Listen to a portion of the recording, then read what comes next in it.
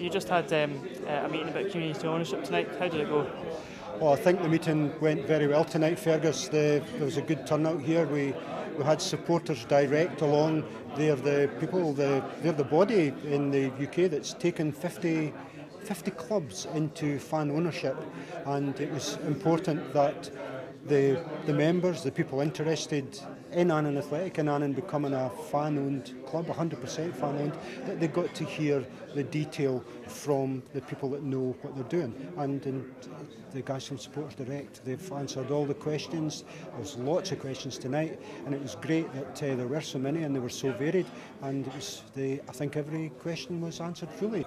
Did you have any concerns about the process when you were here? A couple, just like how it's going to be run and how the elections are going to take place. But I'm confident that in the future those concerns are going to be put to rest, because they're not going to do them unless it was for the best interests of the club. I think the biggest concern was how the current members would feel about it. Change is always very difficult, but I think they allayed a lot of the concerns that I would have had about what people would get involved in, how much it would cost and how they would transition throughout the process. And it seems to be that with getting Supporters Direct on board, who have experience in doing this already, that we can maybe learn from things that people have done in the past that maybe didn't go so well, and we can learn so that our model is the best that it possibly could be. When we built the social club, we needed to have a constitution, and the constitution was written for a social club just like the ex-service club and any other working men's clubs, and that social club was written at that point. We were a non-league side.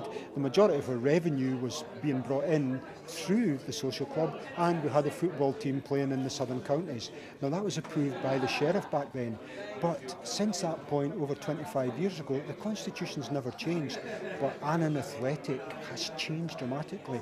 We're now a club, we're one of the 42 senior clubs in the SPFL, and accordingly we should be properly constituted. We should be constituted as a football club, not as a social club. And I make the sort of analogy quite often that we're probably the best pub football team in Scotland, and we probably are because of our constitution. So it's important that we have a constitution fit for a football club with the turnover that we've got and playing in the SPFL. To be honest, it's very exciting. It's an opportunity for us to move forward as a football club and as a community. I mean, we're a small club. We're a small town with only one club in it.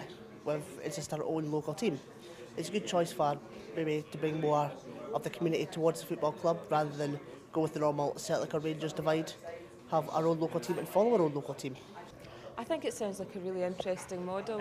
From when I've been involved with Annan Athletic, I feel like it is a club that is particularly committed to the community, and it feels like it already is owned by the community. So to be able to have that within the constitution, I think it sounds like it's the right move forwards. The end result will be 100% fan-owned. It will be one share per person, and that will entitle that person, shareholder, owner if you like, to one vote. The owners, shareholders, will put in place a board of directors, and the board of directors will run the club. And again, we're all fans anyway. The board of directors, they'll run the club, and every quarter they'll have to feed back to the shareholders as to how the club is doing. So there'll be quarterly forums that any owner shareholder can come and meet the board and discuss the club. Currently, we just do that on an ad hoc basis. Anybody just comes up to me anywhere in the town, wherever, and they can ask any question. It's always been the case. But no, we're going to formalise this. It will be a board of directors, and the board will be selected eventually by the shareholders. In the initial case, the management committee, as we have just now, will become the interim board until the first election. We've got to ensure the continuity. There's too much business here on a daily, weekly basis. So the management committee will continue to run the club until such times a board of directors is appointed, which will be sometime later on this year.